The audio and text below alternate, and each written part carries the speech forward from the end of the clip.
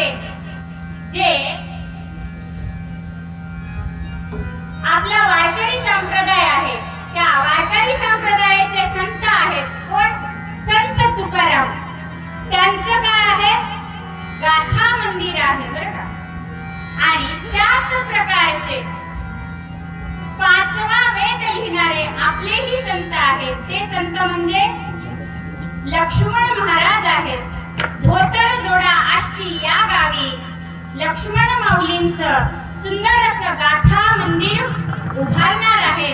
त्या गाथा मंदिरासाठी आपल्या सर्व भाविक भक्तांकडून धनाची अपेक्षा आहे.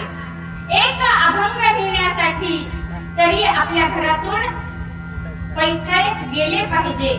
म्हणजेच जसं की पुस्तकावर वही पेन अभंग लिहितात तसं त्या मंदिराच्या दगडावर काय होणार आहे? अभंग लिहिल्या जाणार आहेत. मग एक अभंगाचं तरी योगदान आपल्याकडून व्हावं यासाठी सर्वांनी सहकार्य करावं. हे कार्य आपले वेदांताचार्य सिद्धलिंग शिवाचार्य गुरुमाऊली साखरखेडा यांनी घडवलेले शिष्य असणारे, जे की आपल्याला गुरुमाऊली शिवाचार्य म्हणून विश्व चैतन्य शिवाचार्य गुरुमाऊली लाभलेले आहेत, ते कार्य सिद्धीस नेणार आहेत.